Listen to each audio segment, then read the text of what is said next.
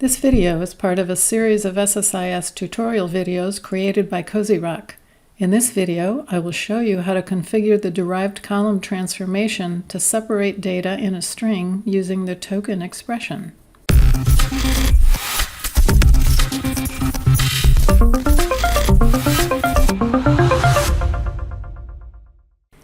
Before we get started configuring the package, I want to show you what the data looks like in the source table. So here you can see the name, and you can see that it's first equals Carol, last equals Sweeney. And it appears that there's a space in between Carol and last, and there actually is not. And we have the same thing going on with the address here. It's actually this address equals 333 Main Street. That's the street address, of course, and then city and state, and there's also zip. And here you can see the zip code. And the phone and email addresses aren't very interesting, so we won't even talk about that. But now let me show you what this data really looks like. I discovered that there's actually a \n in between, like Carol and then the word last in the name. Because of an error message that I got, I was configuring a different package, and that's how I discovered this. And so up here, this is what the data in the name column actually looks like for the first record.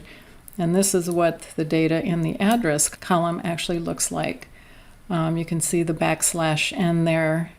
Every place, that's the delimiter between the street, the city, and between the city and the state, and between the state and the zip. So let's keep that in mind. So I'm going to actually use the derived column transformation twice and do this in 2 steps. And I'm going to show you why I do that too. But in the first step, I'm going to separate the pieces that are divided by \n, basically. And then in the second step, I'm going to isolate just, the first name or the last name or the street address or city or state or zip. So I'm going to be using the Microsoft token SSIS expression. And this is a screenshot I took from the documentation on a Microsoft site. And so you can see the arguments there. There's the character expression, so that's the string that we need to work with. And then there's the delimiter string, which can be kind of tricky unless you read the details. And again, I encountered a problem, and that's why I went back and looked at it more carefully. So in the example here, it says, for example, and then they have within the double quotes a semicolon, a blank space, and then a comma. And that does not mean that is the delimiter. It means any one of those could be the delimiter. So it's not, I thought that I could use something that consisted of more than one character as the delimiter, and that's not the case. It uses a single character as a delimiter, and you can specify multiple delimiters within quotes there. And then the last argument is the occurrence. So it's like if you were using the \n as the delimiter, well, the first occurrence is going to give me the first name part of it, and the second occurrence is going to give me the last name part of our name column. Now we'll go over to the package, which I have partially configured. So I have one connection manager down here to access the database where the tables are. I'm going to be using a source table, which I already showed you, and a destination table. So I already have those components configured using OLEDB source and OLEDB destination components. And now we'll go find the derived column transformation, which is right here. I'll drag that onto the canvas and connect the data from the source. And I'll call this step 1.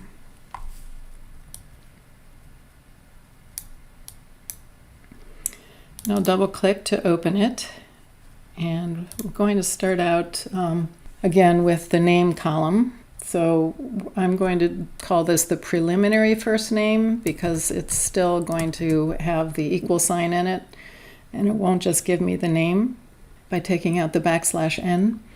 So I call this pre-first, and I'm going to have it add it as a new column, and then I'm going to copy my expression so I don't make mistakes typing it in. So let me explain what I'm doing here. So, my first argument is name. That's where the name of the column, where the string is that I want to parse. And then in the double quotes, I have \n, so that's the delimiter. This is counter to what I just explained about each character in the quotes being a delimiter on its own. I tried it with just the \, and that didn't work correctly, so I believe \n is a special case since it represents a line feed. And then 1 will be the occurrence. So I'm first getting the first name, and then I hit tab, and it fills in the data type. I'll expand this so you can see more of what's being filled in here. And then I'll do pre_last for the last name. And again, I'll copy that.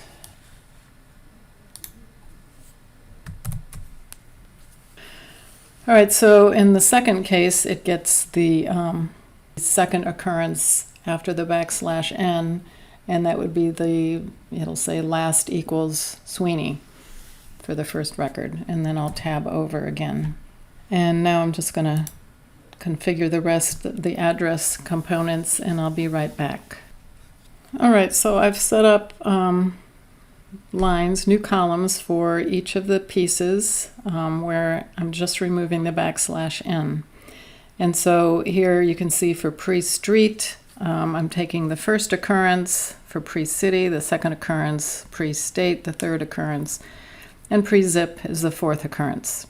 So now let me show you why I had to use multiple derived column transformations to do this.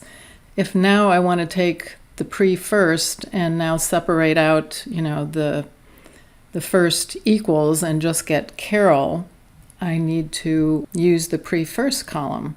So, and I'm going to name the final column just first name.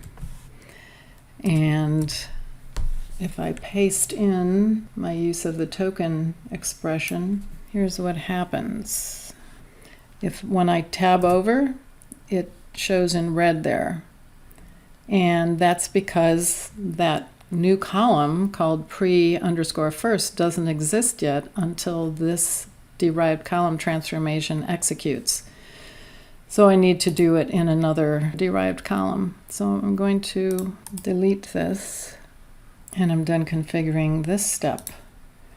So now I'll drag derived column onto the canvas again, and I'll name this one step 2.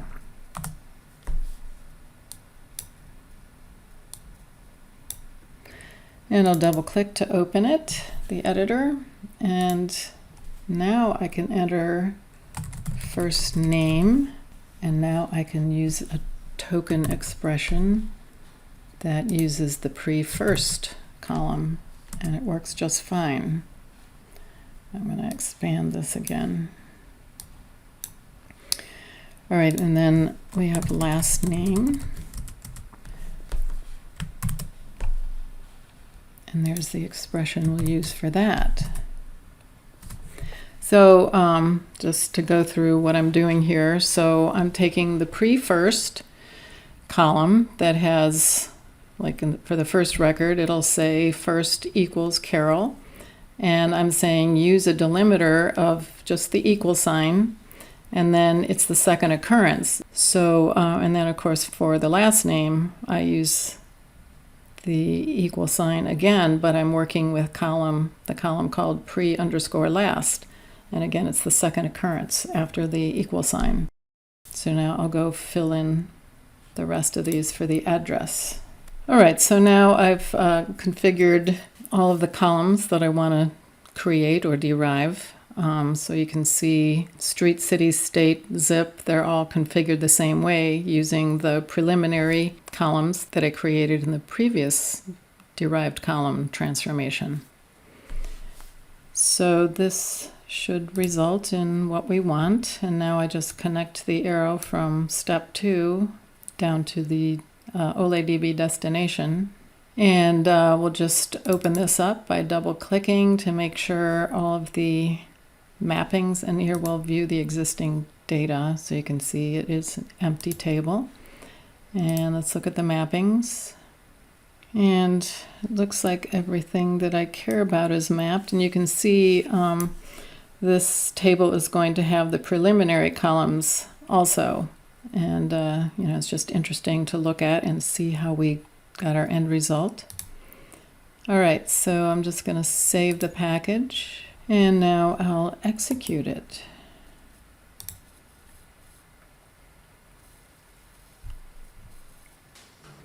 All right, so it executed successfully. And now we'll go take a look at the data in the destination table. So here you can see both tables, and the bottom table is our destination. So you can see at the beginning there, the name, that's what we started with. And then if we scroll to the right, here you see the pre-first and the pre-last. And then you see the final result, which is first name and last name. And then we have the same stuff going on with the address components. So we managed to get the pieces and parts that we wanted. Thank you for watching. Are you tired of updating packages because of changing metadata? How many hours have you spent accommodating new source and destination columns? How many nearly identical packages do you have to maintain? Especially when you need to update hundreds of them. Well, you should check out COZYROC's Dataflow Task Plus component. Dataflow Task Plus provides the ability to acquire the metadata and map the columns at runtime. You can even use transformations on the data. Just add the changes at the source and destination, execute, and Dataflow Task Plus will handle the process of extracting, transforming, and loading the desired columns from the source to the destination without a need to change the existing package. It works with any standard SSIS Dataflow components, transformations, and application adapters. No more manual package updates. Design your SSIS data flows with Dataflow Task Plus and save hundreds of hours. A vision of completely metadata-driven processing is now possible. Download COZYROC's Dataflow Task Plus from COZYROC.com. It's free for testing and development within Visual Studio.